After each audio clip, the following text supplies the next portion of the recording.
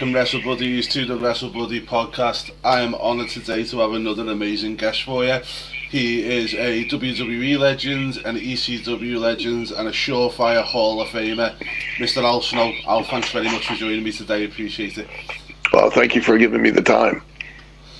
Brilliant. Now, Al, just going to go straight into it. Obviously, you've had an absolutely distinguished career and some really good, one of the best in my eyes, in terms of knowledge and everything else. Now, ECW is where you found your first home. What was it like working with Paul Heyman in the early days? Enjoyed working with Paul. Paul's a very creative guy, and he's very adept at management, at personnel management, managing talent, letting talent be the creative force, really the driving force, which is ultimately is the wisest decision for anyone who is pursuing a wrestling promotion, is to really give the talent the right direction, but allow them to be creative and be the force that drives the company. And in the early days, did you find it easy to work with Paul straight away, or was it a relationship that needed to be built over time? Not at all. Working with Paul was easy. It just you had to determine what Paul was saying was real or not, and he has a reputation for sometimes stretching the truth. So maybe not always being completely forthright. And there was always a kind of thing that I've read with lots of different ECW talents who worked with Paul Heyman during the time, where you'd walk into his office and you kind of go in to say one thing and you come out feeling like everything's brilliant, but you haven't actually got your points across of what you were trying to make in the first place with him. Was he like that with yourself, trying to... Well, not really. I mean, a lot of had made the same claims about Vince McMahon as well, and that's really simply because people that are in Paul's position or Vince's position, their responsibility is to be able to see the entire forest. And as a talent, you're pretty self-centered, and you're pretty focused on just your tree alone. So you sometimes can't even see the other trees that are standing right next to yours, let alone the whole forest. And that's why a lot of talent that go in to have these conversations, sometimes they get enlightened about what they're doing and how their actions affect everyone else in the woods, so to speak. And just because obviously we've got a lot of younger fans now and they have got the network and stuff like that, from your first ECW run, what was the match that you were most proud of? If somebody was going to go and watch it now from that first run, what would you tell them to go and watch? Probably the very first time I went through was probably when Chris Benoit and I worked with each other. We had a great chemistry, and we were able to really complement each other. Every time we were ever in the ring, we were always able to really, do what we needed to do, and could really play off the other individual pretty easily. It was never forced or never difficult. It was always just one of those moments where you really appreciated the magic of what you were doing in the ring with the right person. Yeah, and obviously we know what happened with Chris. I'm not going to go into that. Was he as good in the ring as what everyone says he was? He was with me, absolutely. And I think that in the sense of endeavoring to achieve the goal of being as believable as possible, he was without a question or doubt. He was that, very much so. Yes. And was ECW the first time that you've come across each other, or did you? Because I know you worked in Japan before. Then did you ever work in Japan with him as well, or? No, I did not work with him in Japan. I worked with him prior to that at a show. Actually, it was at a show in my school in Lima, Ohio, that Dennis Coralluzzo had promoted, and I worked with him on that show, and and from the first moment we were in, we just clicked. Okay, and then you left ECW, you went to Smoky Mountain Wrestling.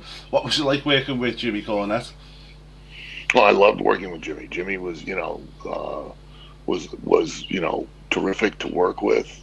Same thing, he knew how to give direction and had a vision about doing business, but allowed the talent to be the talent and be the force that drove the company. Mm. And do you feel like, Jim and to an extent Paul Heyman good at listening to the talent and getting their feedback as well, rather than just trying to push a character on somebody? There weren't characters at that point in time, and Mm. if anyone really did that, they had an idea or and that's been in wrestling as a whole, and that you know, um, they see something in you, and they have an idea of a spot that you'll fill. Um, for Jimmy, he was looking for, he had seen me when I was on the pay per view for the UFC 4 with Dan Severn. Mm. I was in the corner. I trained Dan for that fight, and he um, saw me being a bit of a smartass to the commentator that was trying to interview Dan, and he got inspired and saw me as a kind of a smart ass kind of heel, um, and that was what got me the opportunity, and that was his vision of me, and it wasn't until these modern times where um, wrestling promoters per se, pretty much WWE, um, try to give a talent a character. Characters they don't really work because they're not who the person really is, and it's Yeah. very important that a wrestler is not performing a character when they go out there, because the audience has to believe in who that wrestler is. Uh, Mm-hmm. that's number two on the list of important things. They've got to believe in who that wrestler is, and Yeah. then if they can believe in who they are, they'll believe in why they're doing what they're doing in the ring, and that's the number one most important thing. So So do you think like characters don't character? work. Yeah. I mean, do you think characters work to an extent where it's an extension of the person That's not a and kind character. of That's yeah. that is the person's real personality or an aspect of their personality that they turn way Mm. up. Vince McMahon is really what you see on TV is a caricature of who he really is. Yeah. That's why it works. That's Yeah. really him. He just magnified. Steve Austin's really Steve Austin, but it's just Yeah. magnified. Bill Right. Goldberg is Bill Goldberg. Undertaker is really Undertaker. That's why they work. Yeah. If they were not who those people really were, they wouldn't connect with the audience at all, and Yeah. it wouldn't be believable. So, And why do you think that WWE specifically insist on these characters? Is it down because they want to own the intellectual property of the characters, do you think? oh Or sure, is it yeah, I'm because. sure that's a large part of the motivation is that Mm. they now own the intellectual property, and that prevents talent from that they've built, that they've exposed, that they've made into an attraction through the exposure of their platform. I Mm. should say they don't actually make the talent an attraction, but they assist in a large part because of the exposure on that platform.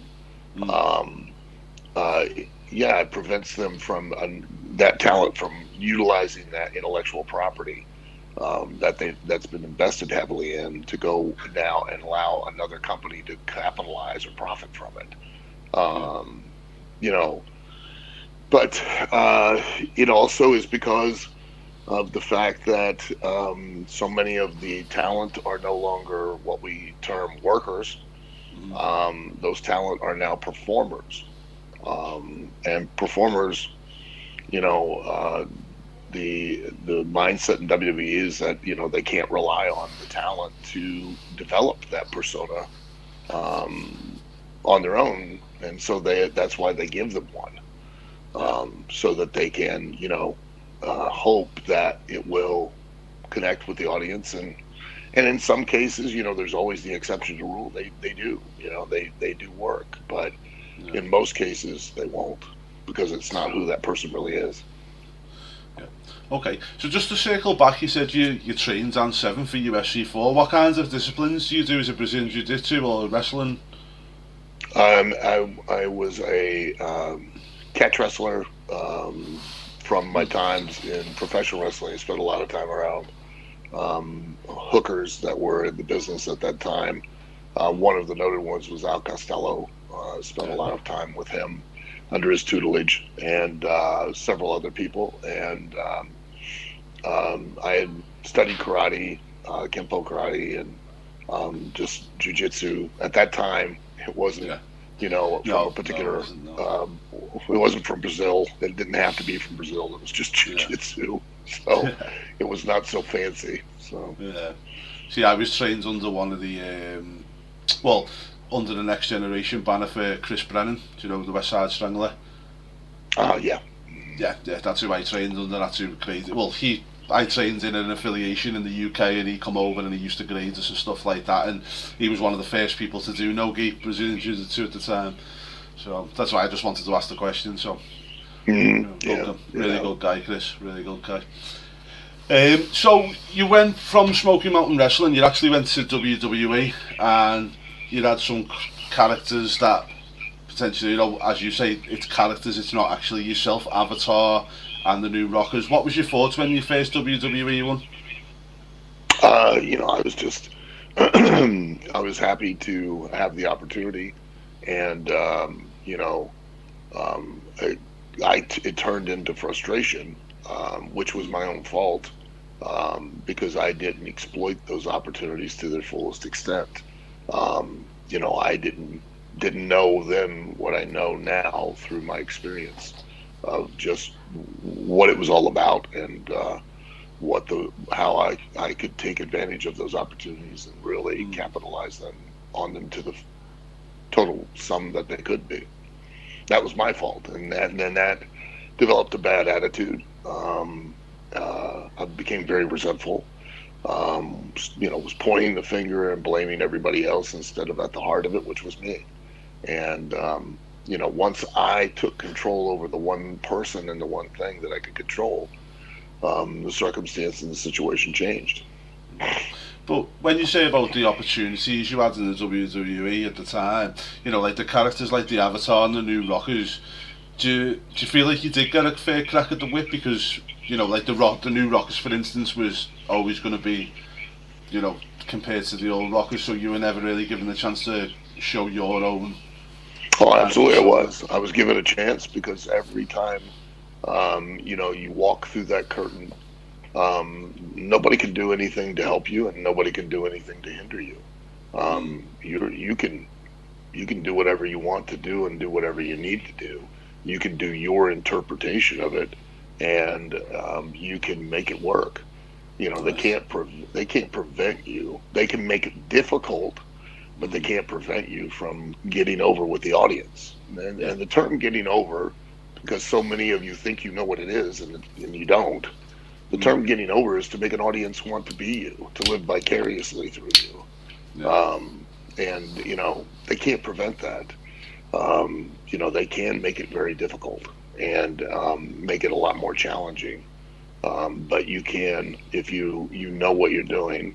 And at the time, I was focused on the wrong things. I was focused Mm. on trying to be just a great wrestler as opposed to being a great attraction. Yeah. Somebody that you would want to pay to see. Mm. Okay. And then you left WWE and you went back to ECW. Do you feel like that's where you kind of found yourself then, and you were ready to come back when you did? At the time, because of the attitude and everything, I had made the decision. I tried to quit Mm. WWF, but they had an option for another year, which they rolled over, and they weren't going to let me quit. but I got very lucky because of my good friend Chris Candido, who was at the time was kind of like Paul Heyman's right hand guy. And I talked to him. He talked to Paul, and I was put on loan to ECW, and I went there with the thought that I was going to get myself over. Yeah. And I Jesus. struggled at first, trying to find the right things, and then finally, found the head, and it clicked. Yeah. And obviously you come back in 1998, and you were actually in WWE till 2008. 10 years. It just shows you how much you actually did get over during that time. Yeah, How did I the head character come enjoyed about? it. At the time, I was trying to develop a persona. I was starting to do so in WWE, where, because of the frustration and everything that I felt, I thought that the Leaf Cassidy character. I thought anybody that happy all the time would have to be a little bit mentally unstable, and so I started trying to demonstrate even before I left, and carried that on in ECW, where I continued to behave mentally unstable, like I had had a nervous breakdown, and was reading books on abnormal psychology, and was trying different ways to demonstrate that I had kind of had a mental break, and Mm. read a book about a woman that had paranoid schizophrenia and had transference disorder, meaning she transferred her illness onto the objects that she heard the voices from.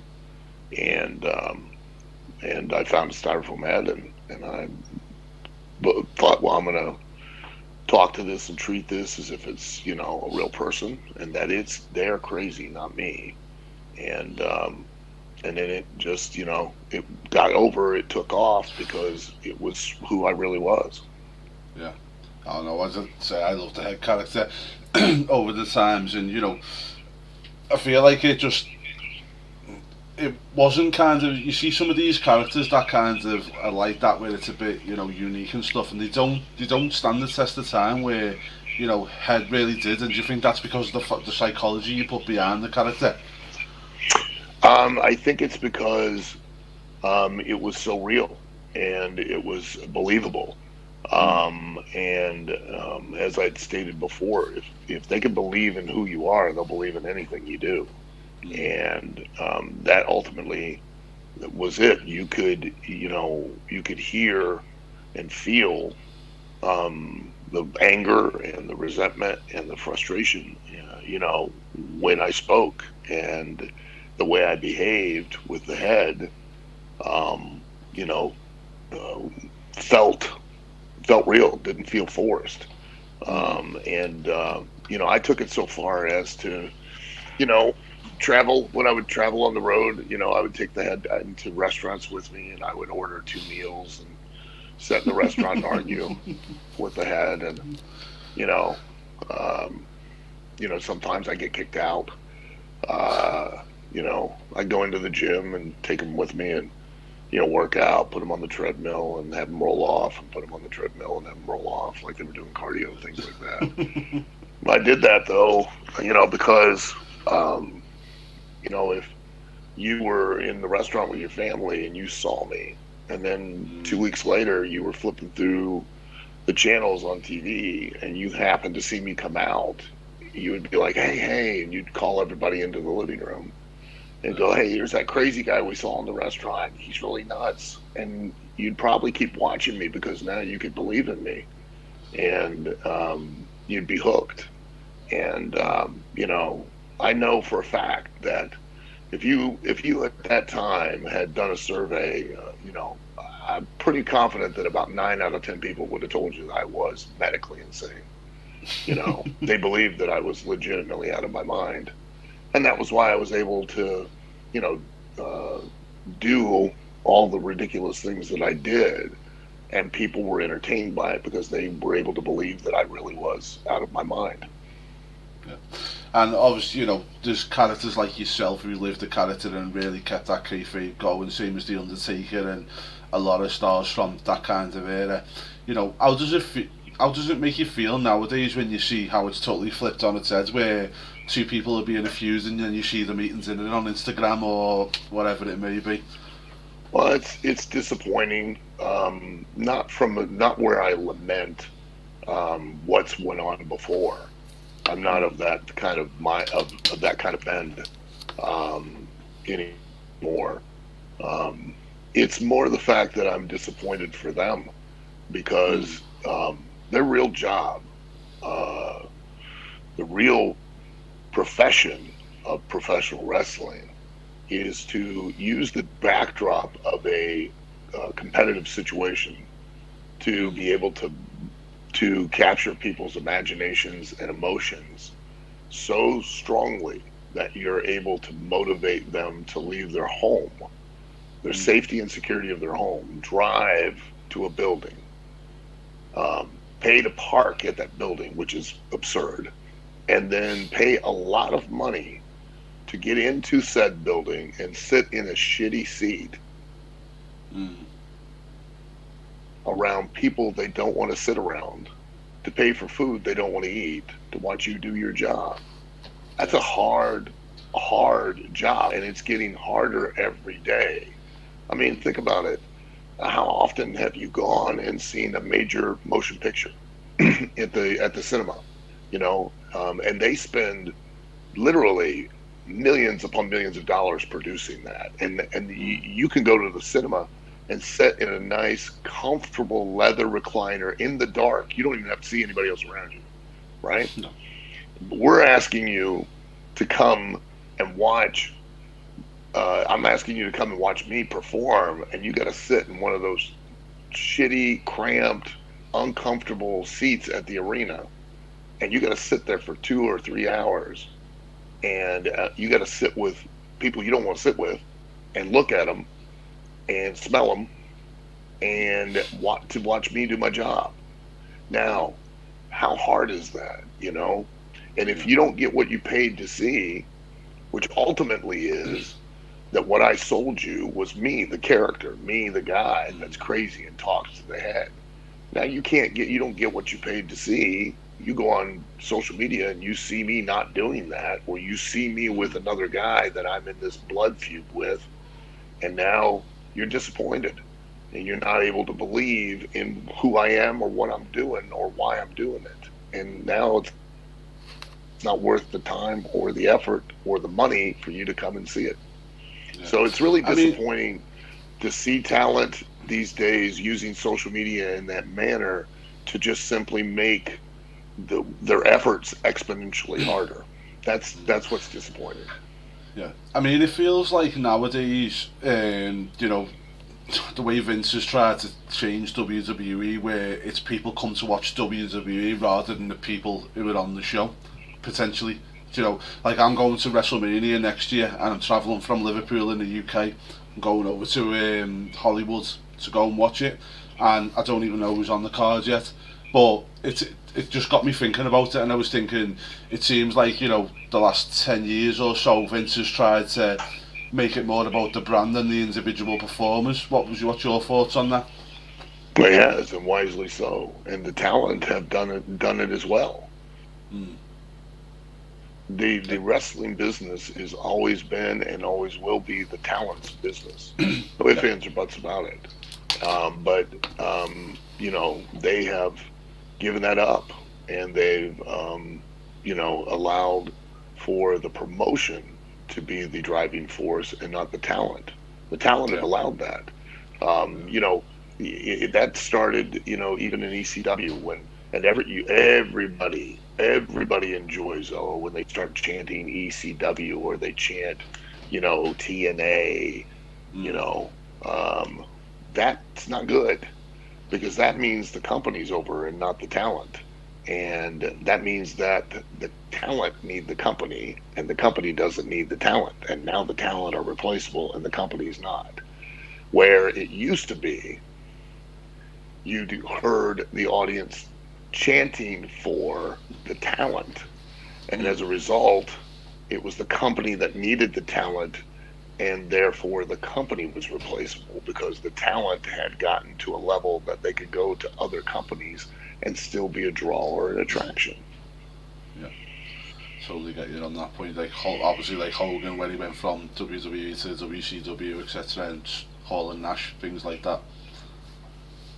And that's existed since time immemorial and since the creation of professional wrestling. Mm. That when we used to have regional or territorial, here in the United States, you could go from one territory to the next territory, as long as you could maintain the persona.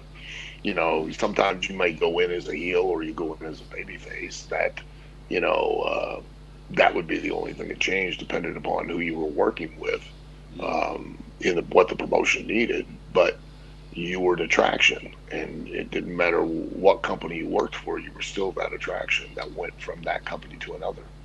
You Yeah. know, I mean, I always say, I think the internet hurt it a lot as well, didn't it? Because I always say Dynamite Kid versus Tiger Mask, in Japan, and everyone goes on about how they had so like iconic matches. And my uncle always tells me about um, Dynamite versus Tiger Mask before he was Tiger Mask in the UK on World of Sport. So they'd actually wrestled each other a lot of times before they had their matches in Japan, but nobody knew about it. sure. And the internet's not the problem. Mm, Social media is not the problem. The problem is how all of you use it. That's the mm, problem. yeah, And you can make a choice to, you can make a choice to, open the doors and let every bit of information out, or you mm, can choose, you can go on the internet and you can use it wisely. It's an amazing tool, because talent today have that tool that in the past we didn't. mm, For example, the Young Bucks were able to look where they're at now, and why they're there is because of the fact that they used the internet the way they should, which was to make themselves into an attraction, a draw. They didn't have to rely on a promoter or a promotion, to create a platform to make an audience. They did it on their mm, own, and there's no reason that any other talent out there can't do the same thing. The problem is how they use it and why they use it, and they do so in the wrong manner. mm, That's where the problem comes in, and also in divulging too much information. We live in a world of information, and mm, you and I and everyone else think that just because you have access to information that you now have knowledge about the particular topic, and you don't. mm, yeah, You do not have knowledge about professional wrestling. You have mm, information about professional wrestling, absolutely, but you yeah. don't have any real knowledge because you have no commensurate amount of experience that couple with that information. And so, No, no, therefore, you don't have any real knowledge. that's 100% correct. Because over in the UK here, we have a promotion, TNT Wrestling, and I've kind of got to know the guy who owns the promotion, and I've been talking to him, and I said to him, "Is there any chance I can come and hang about backstage and kind of watch the whole show and everything that goes on?" Because again, I don't profess to be a expert on professional wrestling. I'm a massive fan and I love professional wrestling, and I just kind of felt, what, I want to get to know this more. So I was hoping by going there and helping out and watching and learning, and I can learn a bit more and understand it in a bit more detail. Well, and that does help. The other Mm, downside to releasing so much information, mm, about any topic, is that familiarity breeds contempt. So now what you're mm, doing is you're allowing your audience to become familiar with the product without any real knowledge behind that information, and they become mm, contemptuous of it.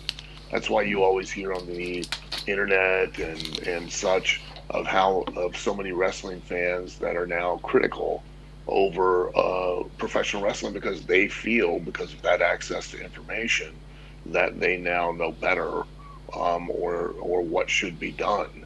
And what they don't realize is that, without that real understanding, without that real knowledge, they don't understand that sometimes the way they're feeling is exactly what the promoter was trying to elicit out of them so that they could work towards giving them that satisfaction of the payoff 6 months from now. but they're upset because they don't even understand that the promoter or the booker, I should say, was orchestrating events to create that very situation of making them upset, so that 6 months from now he could make them even that much happier. Do you think that still happens though today, Alan, professional wrestling in terms of long-term storytelling, or do you think it's very shotgun and quick nowadays? It can. I mean, I do so all the time here, in OPW. I tell very long, protracted stories quite often. But that also a lot of times I can't tell longer. I love telling long, drawn out, protracted stories, but a lot of times I can't because I can only do what the talent give me, and as such, I'm just like every other booker or wrestling promoter. I'm reliant on that. That's why I say that it's the talent's business. And if they don't give me enough, a lot of times I can't carry those stories as far forward as I would like to. But it can still be done today, absolutely. It's just you gotta have a vision and a direction and an idea of what you're trying to accomplish. As far as because we really in wrestling we only work towards really moments. We'll spend 6 months to get 30 seconds of an emotional reaction. Whether that be heat or whether it's to get somebody over, we'll do that just simply to get for that 30-second moment. And you've got to be able to be aware of that ahead of time. Yeah, I mean, one thing I've spoken about this before on our podcast, and certainly my kids, I've got 2 kids who are both 11 and 12, and they're watching something on YouTube, and I'll sit down just to kind of keep an interest with them and talk to them and watch what they're watching, and then it may be a week later I'll come in and I'm going past and they're sitting there watching something and I'll say, oh, is this such and such, and they'll go, no, it's this now. And do you feel like, WWE specifically and AEW, do you feel like they kind of flick things quicker because they understand that the audience has not got that same interest now to hold that storyline for so long, to hold an interest in it? I think that's BS. I think that's an excuse. I think that's just simply justification for the talent not giving them what they need to be able to continue to tell those stories. Because if that's the case, if what you say is true, because I get so frustrated when I hear everybody do this, use that same, the audience doesn't have the attention span. Really? Yeah. Well, then tell me why Walking Dead is so successful and has lasted so long. Because you have to have an attention span and you got to pay attention to detail to watch that show. Why was Breaking Bad so successful and popular and had such a long run? Why was Game of Thrones? You really, really had to pay attention to that. And you really had to have a real, interest. Right, I get you. You there? Yeah, I can still hear you. Sorry, I was on my phone. Somebody called in. No problem. Can you hear me? Yeah, I can hear you fine. Yep. I can't hear you. And this happens whenever somebody calls in. I'm going to jump out and I'm going to hop right back in, okay? Just give me a second. Brilliant. Alright guys, Al's just had to jump out there. Obviously he's got a few technical issues, but Dale, I will ask your question in a sec, mate. I was just keeping it within the times of what we were asking and stuff like that, so we will get to your question as well. Corny, thanks so much for the support. I really appreciate you being here in the chat and watching our podcast. There we go. If anybody else got any questions, guys? Brilliant. Thanks, Al. Yep. Anyways, as I was saying, if what everybody says is true as far as attention span and level of, that the audience is incapable of following a long story. Explain to me the success of all of those television shows. Yeah, no, I agree. Listen, I'm a reasonable guy, okay, And if anybody can give me, I'm more than I happy to mean, have a the only conversation about thing that. that But the only thing I can think of with WWE, please feel yeah, free to explain to me why those are successful and long-term stories and any other medium aren't. maybe because of the target market. So obviously Game of The Thrones, target Walking Dead, market, there's no target market. The target market is everyone. That's yeah, your target market. Your yeah, target market's Mr. and Mrs. Tesco. Your yeah, target yeah, in the UK. Your target yeah, market is Mr. and Mrs. Walmart because everybody shops at Tesco in the UK and everyone shops at Walmart. My yeah, target market when I'm promoting is not to some niche audience because yeah, I'm not going to, I'm going to, why am I going to do business that way? yeah. I'm going to try to appeal to the largest, most broadest section of the populace that I can. Mm. Yeah, no, I totally get you. I totally get you. I was just thinking more along the lines of like WWE trying to target these kids, stop by the merch and all the rest of it. Do you know what I mean? And the Walking What Dead. But drives then that again, if what you drives say that goes. what drives that merch what drives merch sales are not the children. What drives Mm, merch sales are adults. yeah, That's what drives merch sales. Professional wrestling, if you go back and you watch over the years and you look at audiences today, the largest portion of those audiences are adults, not children. mm. Brilliant. Well, we've got a question here from Dale, my partner on podcast. He said he appreciates your work with the Unabomber. And two questions for you. Would Jim Cornette be his choice to be a head booker in the territory he was run? So, and also the second question is, how was you picked for Tough Enough? So, what was the first question again? Repeat that real quick. Uh, would Jim Cornette be your choice to be a head booker in the territory you would be running? Oh, I would certainly love to have Jim Cornette involved. Mm. Jim has a wealth of experience and a wealth of knowledge, and Jimmy's, without a question or a doubt, he is a valuable resource to anybody in the professional wrestling business, and in any capacity to be involved in the company would be a wise decision. And Yeah. and then how I got involved with Tough Enough.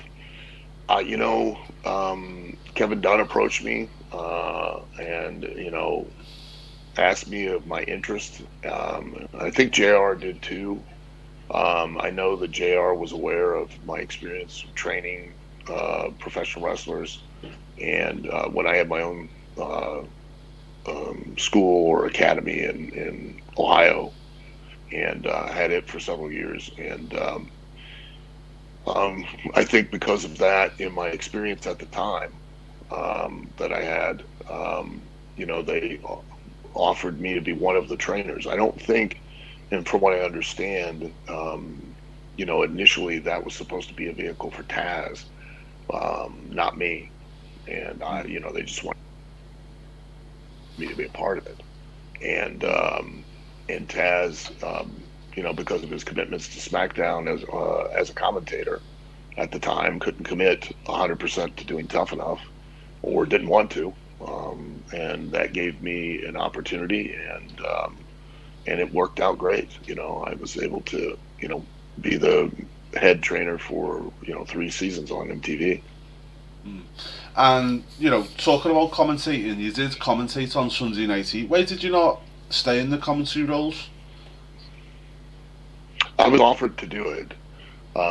At that time, I would have needed to move to Connecticut, and I had just went through my marriage had dissolved, and I would have had to move from Ohio to Connecticut, and that would have been a very long distance to relocate from my children at that time, who were still very young, and I was reticent to do that, and the opportunity passed.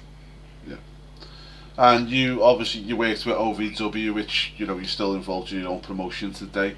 How's it going down there at the moment? How's the training school and everything else going? Things are going great. The trading school has, we a couple of years ago, my partner Chad Miller and I were able to took about 2 years to do it, to accomplish it, but Mm. we actually got certified and accredited as a an actual trade school for professional wrestling and sports entertainment. We're the only actually certified, accredited trade school for professional wrestling in the world.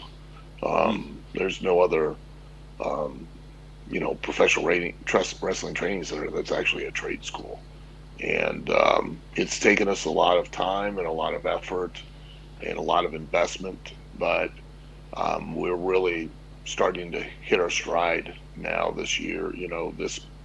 Toward the end of last year and coming out of the gate, we just had a really big pay-per-view that aired on Fight TV last night, and you know, we continue to produce we made the decision to produce television live every week, because that way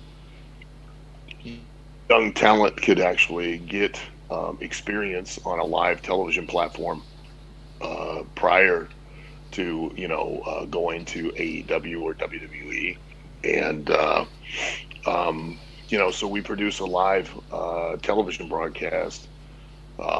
Regionally, And we're where's that on? Where can people find that? well, regionally we're on in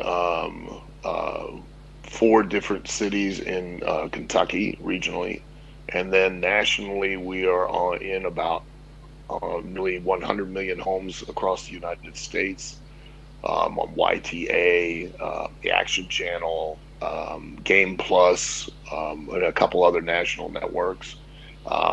Internationally, we're on Sports International, and so we're around the rest of the world on Sports International and on Fight TV.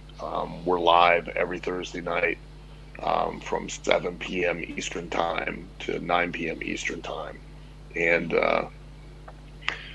so and we just have our pay-per-views on Fight TV. So this year we're going to try a little different. We're going to basically have a pay-per-view every 2 months and a TV special event every month, every 4 weeks. So 4 weeks from yesterday, we'll have ourselves a TV special, and then 4 weeks from that, the next one will be March 12th. We'll have our pay-per-view on Fight TV.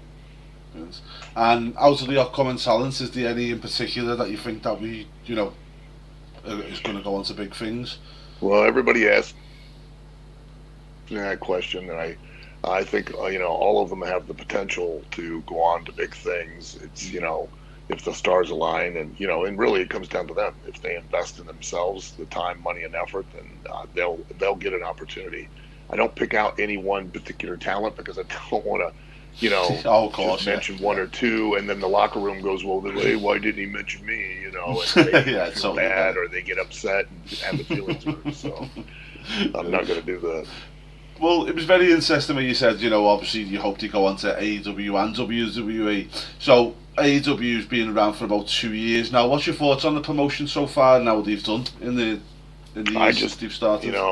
I hope that AEW continues to survive, and not only survive but thrive. I hope that they continue to grow and just be as successful as possible.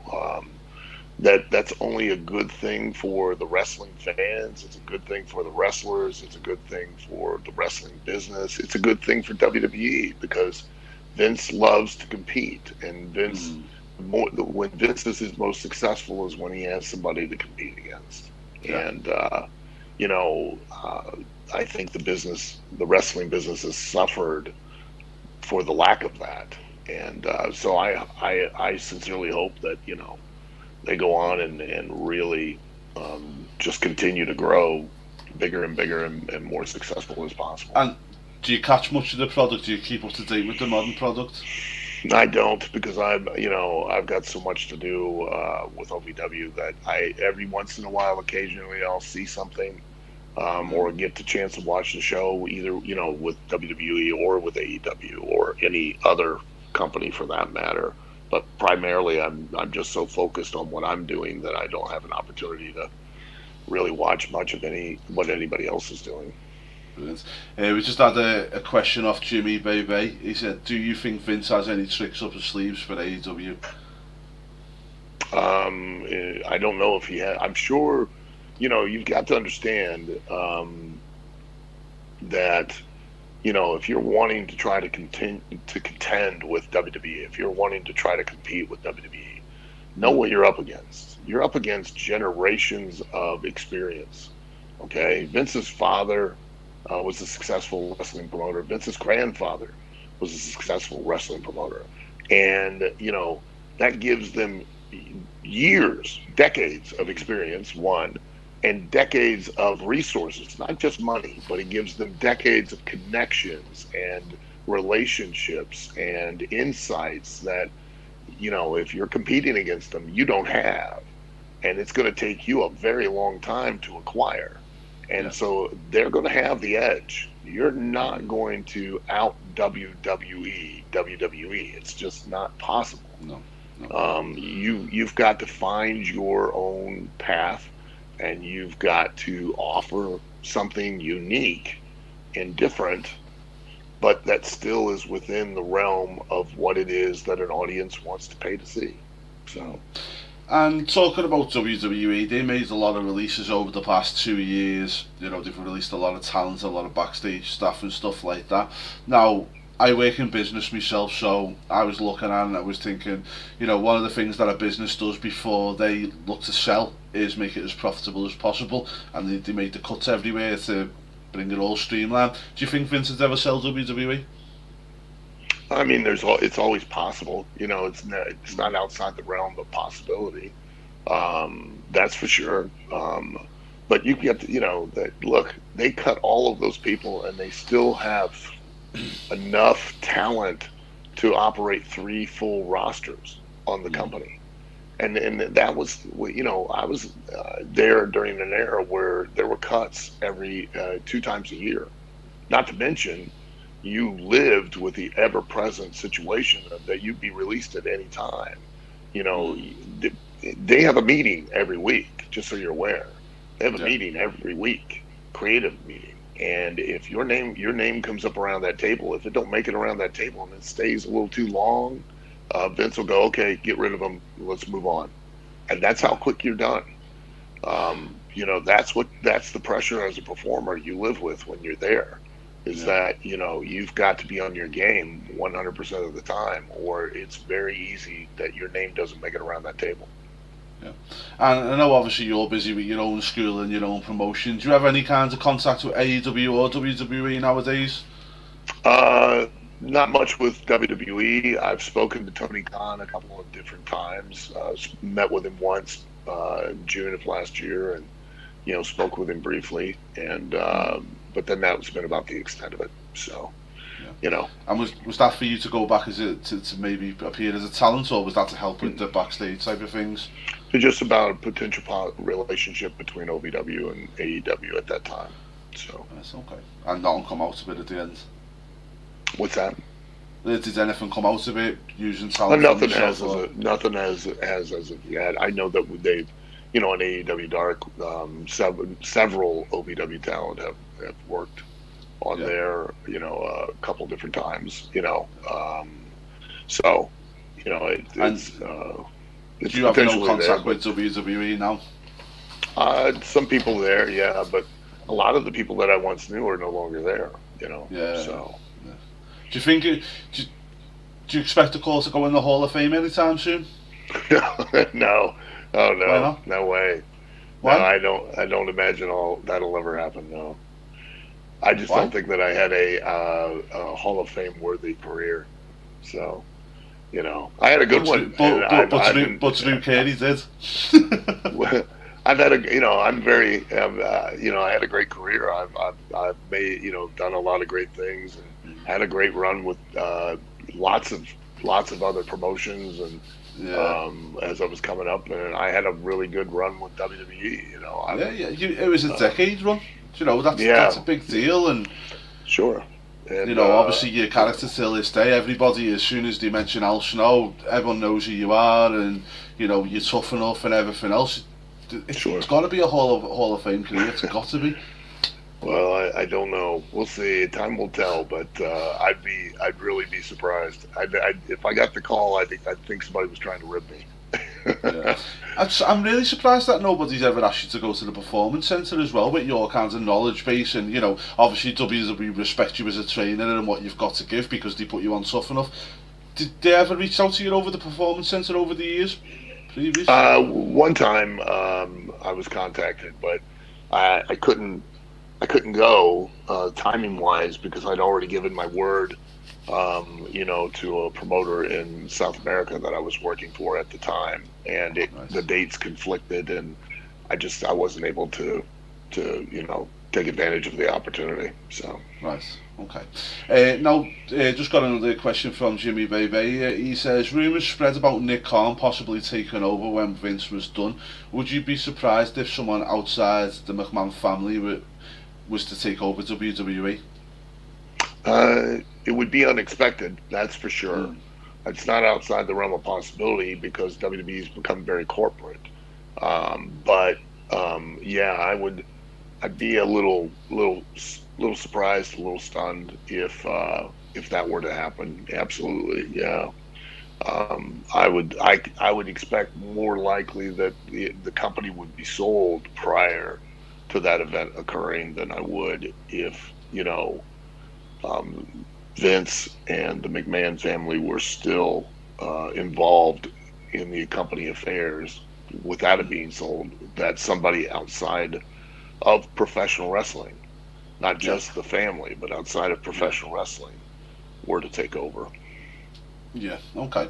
Well, we're going to wrap it up there, also. Thanks very much for joining me. Just before we do finish off, our editor always puts together some rapid fire questions, so I'm just going to ask you these questions very quick, only 10 of them if you don't mind. Sure. Brilliant. So, best wrestler of all time? Gosh, best best wrestler. I mean, or best worker of all time. That's that's a that's a tough call. There are a lot of great ones. I'd have to say that one that would people would know would probably be Jerry Lawler. Brilliant. Okay. Best tag team, in your opinion? Oh boy, there are a lot of good ones there too. A lot of really amazing ones. Probably the Rock and Roll Express. Brilliant. Okay, I spoke to Ricky Morton not long ago. He's a great guy. I love Ricky. um, who was your best rival? Um, I had a really good run. I've had lots of good runs with a lot of different guys, and drew good money with them. And I think probably Bob Holly was a good run. You know, um, did a lot. Road Dogg too. I had a good run with Road Dogg too. Okay. TNA or AEW is being put down on this one. What's that? Which do you think TNA is like AEW or AEW is something different compared to what TNA was?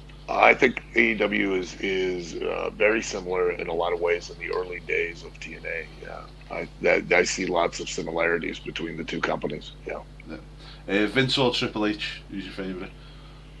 Well, I've Vince gave me those opportunities, so I've got to go with Vince. He's the one who gave me the opportunities. So, The Miz or MJF? I don't know whether you'll know this one. what's that? The Miz or MJF? Oh, MGF's an incredibly talented guy. I really think he's doing an awesome job. But I got to give it to Miz. Miz is, Yeah. in He's a, further ahead, isn't he? he's had a lot of staying power. Plus he's my kid. I broke him in Tough Enough 4, so He's it. very proud of him. CM Punk or Daniel Bryan, or Bryan Danielson as he's known now. Uh, Daniel Bryan, Roman Reigns or Kenny Omega. Roman Reigns. Brilliant. Okay, doke. And we'll wrap it up there. So, Al, thanks so much for joining us today. Really appreciate it. It's been fantastic to have a good chat with you, and some of the insight that you've given us and knowledge is, really, really appreciated. Where can people find you on social media? How can they keep up to date with what Al Snow's doing? They can find me at the Real Al Snow on all social media, on Twitter, Facebook.